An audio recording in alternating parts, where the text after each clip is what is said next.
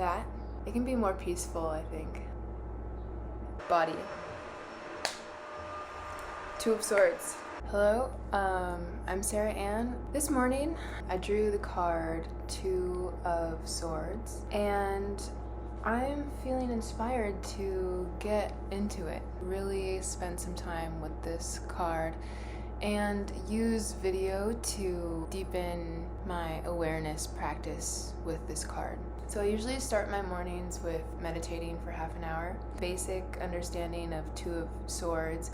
You know, swords is mental, it's the mind. Any kind of mental or mind function, I think, can be aided with meditation. I think it was off to a good start. So just on a foundational level, we have mental and duality. I'm just noticing what my body's doing right now. I feel like this is like the position where you see superheroes who have psychic abilities do like that. It can be more peaceful, I think. People massage it. So thinking of two minds, any duality can be associated with Gemini. I have a sun in Gemini. I decided to wear two different earrings for this video. One is a dagger and the other is a black and white butterfly. And also this black and white scarf. There's a tarot spread that I do where it identifies parts of the body, gives them cards. My head for this season was Two of Pentacles, which can be interpreted as duality in the physical. In shorthand, it's change. So back to Two of Swords. In another book I have talks about it as balance. If we think of swords as mental formations, mental processes, and to have two of those, you know, one can help to balance the other instead of conflict or fight with the other one. But right in that phrase, right in that sentence that I'm working on is other. Duality implies two discrete, distinct things. Part of meditation is discerning what is and what is not, or what is and what is not quite yet, what is and what is not, what is and, the conjunction and. It can be a making whole, it can be a gathering, it can be a collecting. And what is the best way to collect? I think there's a lot of answers to that, but one of my favorite ways to collect and unite is through love. And you know, this month, past 3 weeks, the theme really has been love. So I'm tying everything to love. How do you love in mental? How do you love in mind? I think it's loving yourself. I think it's being aware of thoughts, practicing meditation. It's not punishing yourself, not judging yourself, bringing to your mind an awareness that is excited and enthusiastic in the same way that you would look at someone you love and are ready to accept and receive everything that is their existence. So any pain they're going through, you're ready to hear them, you know, not necessarily to take it on and make their responsibilities yours, but to hear them and, you know, give them that shoulder. I'm back to learning from my body. Vacuum. I think I can talk over it. Body. Two of Swords. The traditional Two of Swords card is a woman holding two swords. It's the Lady Justice. And she has two swords and she's blindfolded. Blind Justice. Mental formation, one sword, the other one in your other hand. A focus, a clenching, an attachment, both hands. No space or ability to receive. When you're holding swords, there's no caressing, there's no supporting, it's just discernment. And in some situations, that's fine. Just discernment, there's a place for that, I think. And I think it's maybe most safely done in meditation and then in solitude to decide what you want to share. And that's where artful, right speech right? Communication comes in. So Two of Swords, some decks, the Voyager deck that I have, it's Two of Crystals. Two is the archetypal field of the High Priestess, the Priestess. To have the mind of a priestess is to be somewhat removed, not unlike the Hierophant, not unlike the Hermit. It's not a lover card. It's not a easily social being. It's an officiator. It's an authority. It's, a trusted guide. So the priestess and the mind of the priestess. I was going to read some notes I took. Dispassionate analysis. It's a high vantage point. The high priestess is the one who you can see in cards officiating marriages. So one way to think of Two of Crystals, Two of Swords is, you have a sword in one hand, you're fighting.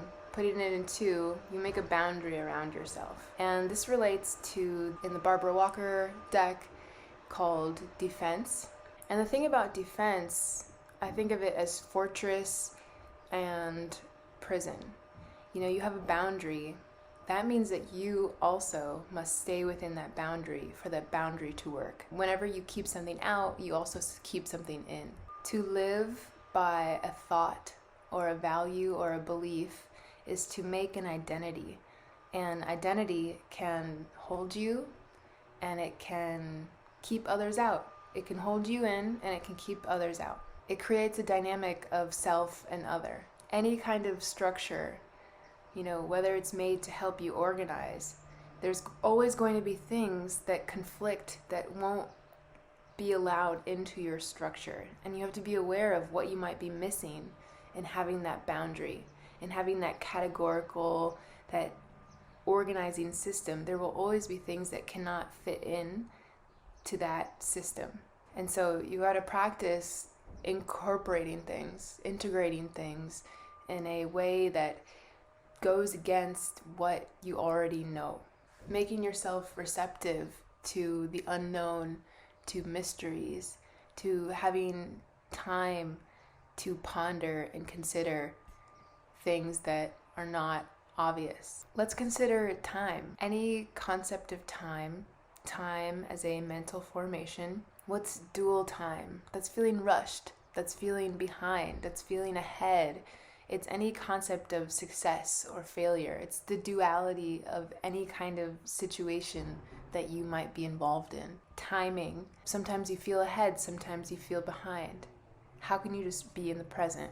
One thing I like to do with, concepts that make me uncomfortable is lean into them, is to look at their opposite, go through it to see what's on the other side. Fear, right? You have fear. Where is fear not, a scary thing? When does the object not have its expected effect? So you have fear of fear, apply it to itself. Having fear of fear can produce courage. Having anger towards anger can result in an energetic protection, an energetic calm. All of the energy of anger, but pointed towards non-violence, towards non-harm, towards protection, towards compassion and love. So there's going to be a link below to Tarot for the Wild Soul, and I was taking some notes while listening to this podcast. I only listened to the first 16 minutes, but I thought it was really good. The first thing I liked about it was instead of framing, birth, life, death, just right off the bat, the person speaking said life, death, rebirth. And I think that's so smart because when we're born, that's not where our awareness starts. In a way, life starts when we become conscious. That's not totally true, but what is? But to think of it as life, death, and rebirth, I think really does something interesting. And it's a, disruption to the norm, which I think, having duality of mind and being aware of contradiction or aware of companionship in mental process is, what Two of Crystal, Two of Swords is all about. So this podcast is talking about Two of Swords and swords in general, one of its main themes was just boundaries. One way of keeping boundaries is with swords, mental boundaries. You discern what is and what is not. That's a boundary.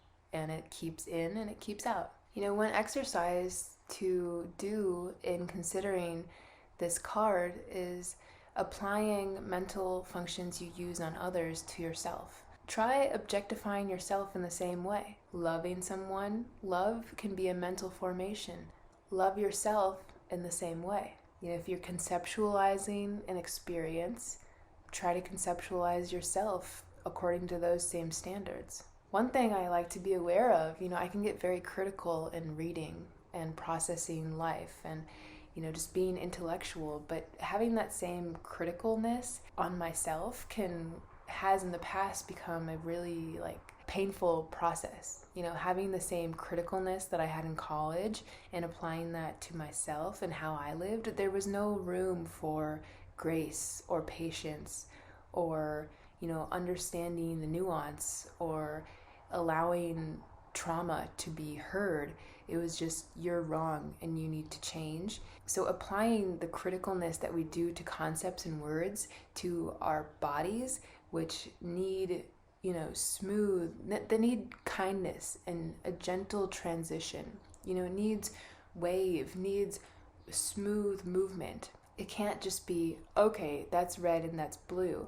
First of all, red and blue, I'm not going to get into color theory, primarily because I don't feel confident that I know much about it, and I think there's truth to that. But, things aren't as separate as they may seem sometimes. What's mine, what's yours? There's air between us. My air, your air. Ownership, there's a limit to how much that makes sense. The implications of ownership often lead to violence, often lead to poverty, often lead to wild imbalances and inequality within people who, for my understanding, want to love each other, who want love, who need care, who need resources, and they're kept from it in this othering of mine and yours. And that's, age-old tale of the United States, which is where we live. That's where I live. I don't know where you live. But Two of Swords can be about knowing that when you have something, if you want to keep that, you make a boundary. And any boundary, you keep things out when you keep things in. Just those words on its own, if you keep things in, you keep emotions in, you're going to keep something out. Maybe you keep in some secret, some truth. You're probably going to keep out some love that you could receive, in response to that truth that you share. One thing I was thinking about and taking some notes, if love is a sword, if my sword is love, if my mental process, if my mental object is love, and I want to apply that equally, I think of love, I think of sex. I have a deep association between those two concepts. I can't love everyone with sex. And so that leads me to thinking of how love can be detached from sex, how love can be practiced without sex. My deepest, most strong, most passionate, most loving love needs to be able to exist without sex, because I can't be out here having sex with everybody. That's just how I want to live. And one of the last things I want to talk about is, this concept of othering. I'm going to return to that. I had the thought that woman is the original other, which for a lot of reasons doesn't make sense. But, I'm thinking of ignorance, not knowing and knowing as dualities. And, when you're a child and you have no consciousness, you have no awareness of what you're doing, you're just like a baby who's crying, right? I don't have any memory of this, but I imagine that as I grew, as I became more aware of the world and more able to respond and express needs, there was me, and then there was a person who was fulfilling my needs. There was a person wiping my ass, who was feeding my face, who was putting their tit in my mouth. And that's not, a universal experience. Not everyone is breastfed, but that's paternalism as an othering. And paternalism can be associated with patriarchy, but not necessarily. Paternalism it's just that separating. It's, the me who needs things and the person who's fulfilling the needs. And there can be so much confusion and suffering and pain, I think. People call it daddy issues, mommy issues. It's, any kind of confusion and conflict that comes about when the parent dynamic does not feel fulfilled or is not over or is not incorporated into a sovereign being.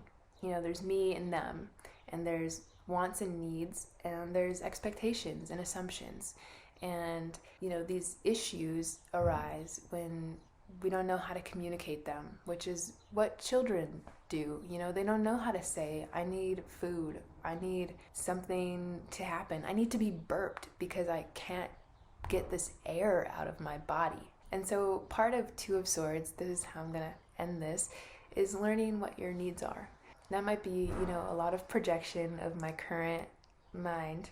That's fine. But Two of Swords can be interpreted as knowing what your needs are and being able to communicate them and having a kind of closed system that doesn't keep in and out, but that is aware of the differences of, your experience and another person's experience. I hope this has been interesting. I think I have learned a lot from this today. I look forward to watching it and listening to it myself and learning more as I spend more time with these words. I hope your day is really good and full of love. So, yeah. Bye.